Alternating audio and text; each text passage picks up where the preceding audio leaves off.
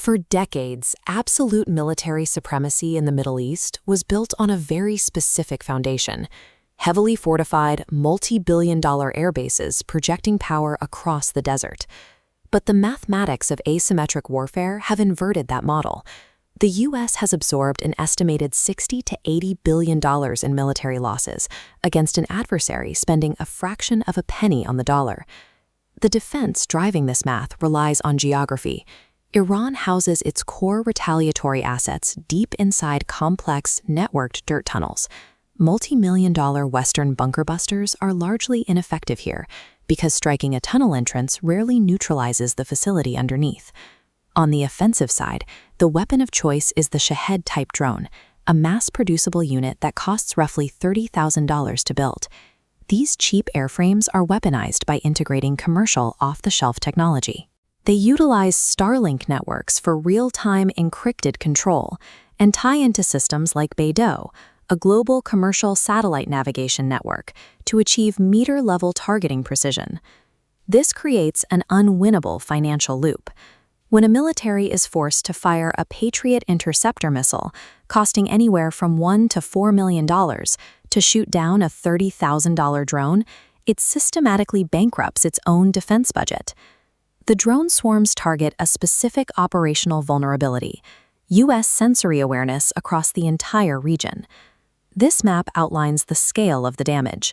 12 of the most heavily defended U.S. radar nodes in the Persian Gulf, systems worth nearly $3 billion, have been damaged or destroyed. Without these assets, the military's ability to detect ballistic missile trajectories is severely degraded. The breach extends far past the radar nodes. Rare, specialized aerial assets like the EC-130H jamming planes and E-3 Sentry early warning aircraft have been visually confirmed as completely destroyed right on the tarmac of their home bases. With reconnaissance systems offline and the bases themselves taking direct hits, the traditional command structure breaks down. Top-tier military personnel have been forced to disperse into civilian areas, running operations remotely from local hotels, because their multi-billion-dollar installations are no longer survivable. With the opposing military presence blinded and scattered, Iran has assumed absolute control over the Strait of Hormuz, the vital maritime artery handling a massive share of the world's daily oil supply. The Iranian parliament is officially monetizing this control.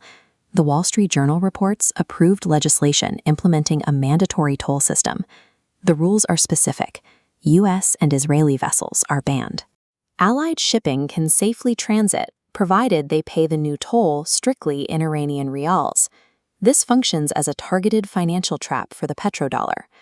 By forcing the international shipping industry to purchase rials, they artificially generate massive global demand for their own currency, effectively forcing the global economy to underwrite their post-war reconstruction. Lacking viable military options to reopen the strait, U.S. leadership has resorted to jawboning the oil markets, using social media to try and talk down rising energy prices. The response reveals exactly who holds the leverage. Here, the Speaker of the Iranian parliament publicly mocks the U.S. administration, advising traders to use the president's tweets as a reverse indicator. If they pump the market, short it.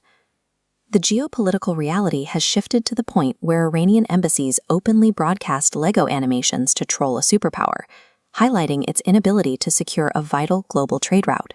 Controlling this single maritime toll gate creates a mathematical failure that dictates the survival of the global tech and defense supply chains. We can map out exactly how this cascade works. It starts with sour crude, the heavy, unrefined oil trapped inside the Gulf. When the maritime route chokes, refineries lose their primary supply line. Processing that sour crude yields massive amounts of sulfur. A single energy facility in Qatar processes 10,000 tons of it a day.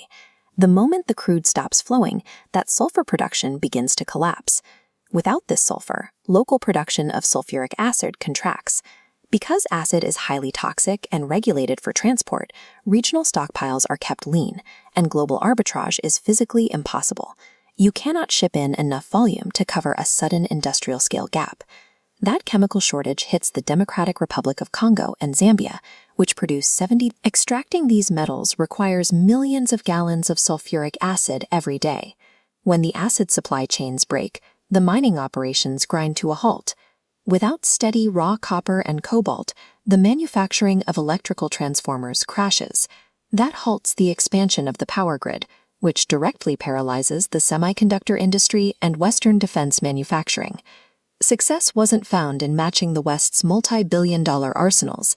It was found by using commercial technology to identify and weaponize the exact link in the global economy that the West cannot afford to lose.